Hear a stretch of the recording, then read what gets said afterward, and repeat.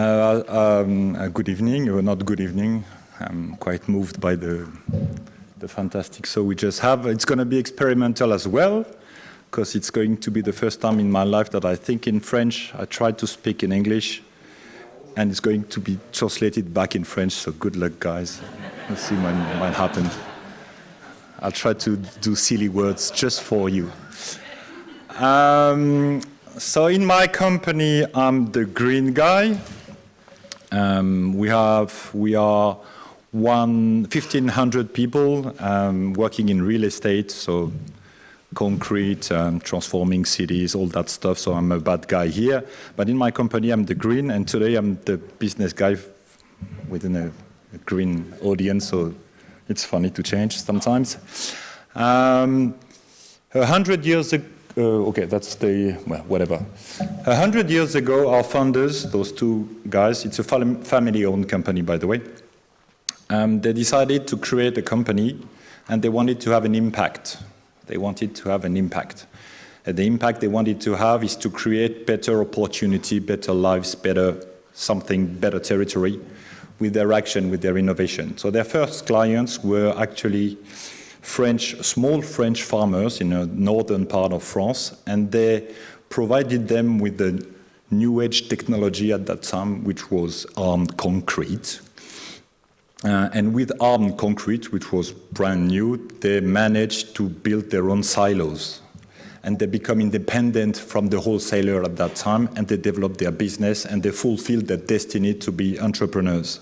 And that's why our founders wanted to do, to provide something to others to fulfill their destiny and be better.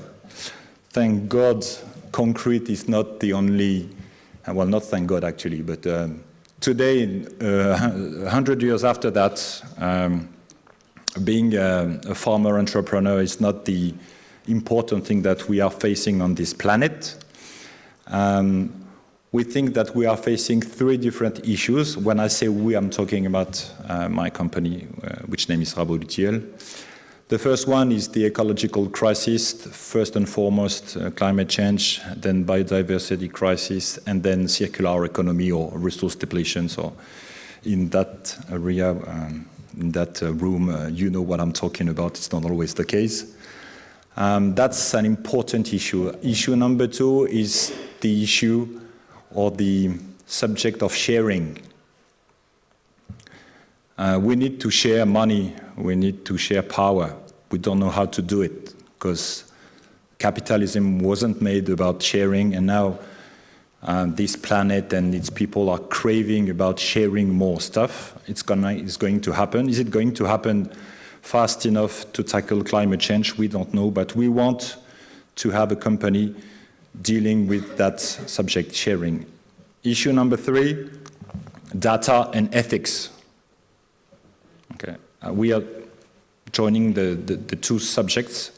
I just try to tell you or remember you that at Amazon, at night, human beings are carrying boxes, and it's actually computers that are giving orders, and not the other way around. We've been taught that intelligence, artificial intelligence, are going to help us doing only fancy things like creating, and in the warehouse of Amazon during the night, humans are doing the shitty jobs and computers are doing intelligence. Is that ethic? I don't know. And I'm an Amazon customer, by the way. So that's the three very important issues we want to tackle in our company. And the only promise we can give our stakeholders is that we are trying our best and we are innovating and changing all the time. Because we never know what's going to happen. Darwin told us that if you don't evolve, you don't survive. So we try to evolve and provide new things to touch that line, to try to solve climate change with a happy face, by the way, because I think it's possible to change it with a happy face, and even Greta sometimes smiles, so why not us? That's really our promise. That's what we want to do, whatever the projects, whatever the clients, whatever the territory. But as it is a business, we want to do it with real projects, with real people living in those projects, real people constructing the buildings. We don't want to do green buildings only on paper. We don't want to do green buildings only once, like a Formula One green buildings only once, because it's so expensive, so different, so innovative that nobody wants it. So we'd rather have thousands of green buildings or almost green buildings, but those thousands or those million green buildings, they can make a change. Because the problem we're facing in the cities is the change of scale. It's not innovation anymore, it's change of scale. We do it because we are experts in our own field. That's my colleague Lisa Hamlin on the left. So we know how to design classic buildings. We know how to construct classic buildings.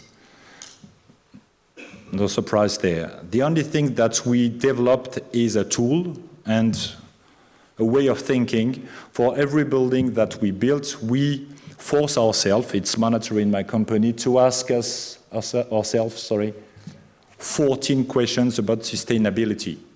I won't read them because nobody can, but it's subjects about, we're talking about land usage, and we're trying to fighting against urban sprawl.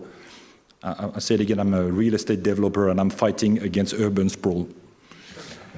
And it's not easy. Issue like mobility, transportation here, biodiversity. 10 years ago, biodiversity or nature in the city, if I can quote, was a crazy subject. It was crazy because in the construction industry, nobody knows anything about biology. They dropped biology when they were 16 at school for the best of them. So biology is Donald Duck, you know, the nice Donald. The funny one. Not both funny anyway, I'm sorry. No, so energy savings, renewable energy.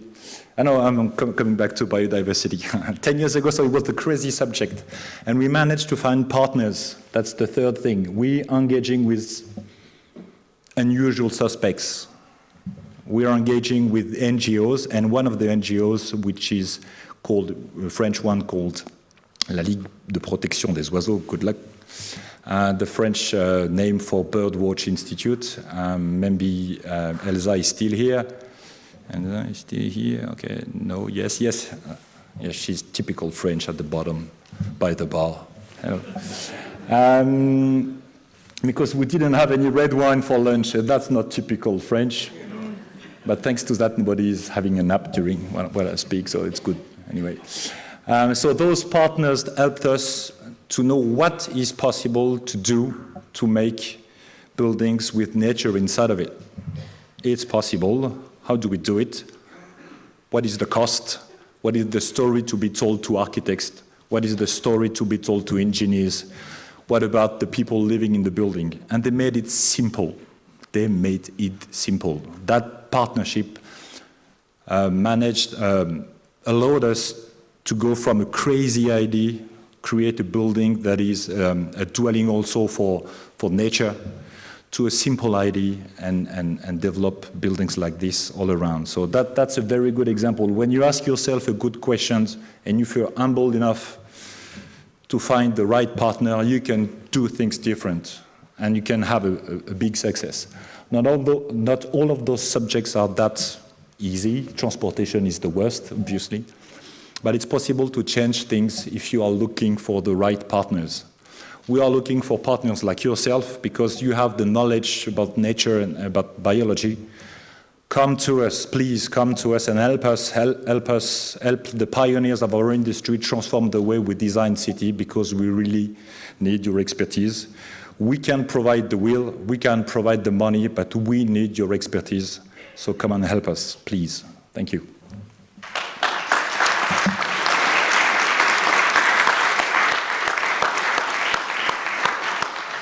I think we have time for two questions. So anybody want to ask a question? How about Rodolphe? Yes. Let's take two questions and in a row, and then he can answer them both. Right there. Yep. Nope. You. Yes. No, you. Yes. Do you have a branch in Holland? A branch in where? Holland? Not yet. No, we have a branch in, well, obviously France, Brussels and Berlin. Okay. One more question.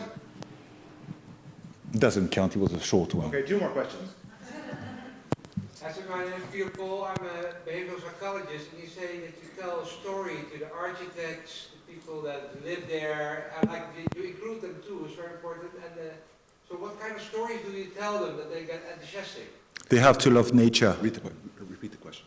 Okay, the question was, how do you tell stories to architects and how do we tell stories to the people living in the buildings? It's a very important subject. Nature in the city is actually not important. Nature is important. So if you have to spend $1, spend it in the tropical forest and not with nests in the cities or green roof. It's less important. But in the cities, we have humans. And those humans are destroying the planet. So if you cannot teach the humans about what is possible, what is important, and what better example in teaching than showing examples of real green, simple buildings, then maybe they are going to change. So the important thing about biodiversity in cities is to show example one, and then to teach humans. And to teach humans, you have to tell them beautiful stories. That's where Donald Duck is back. Because that's, well, everybody likes Donald Duck, right? Everybody likes butterflies. Nobody likes pigeons. So I'm telling stories about butterflies. And the ecologists helping me are helping me telling beautiful stories that kids, elders, youngsters like to hear, and then they move in the buildings, and architects as well. The only thing about architects is they have to be humble enough, and some of them are, to acknowledge that they don't know everything. I don't know everything. You guys don't know everything. So when you design a building, the architect is the ultimate responsible, but he doesn't know anything about biology. So he should ask for help, and there is help outside. So that's the only story I have to tell him. Then he signs a contract with biodiversity objective on the contract, and bang, it's done. One last question up here, really short. What do you think it will take to change the rest of your industry? I think two things.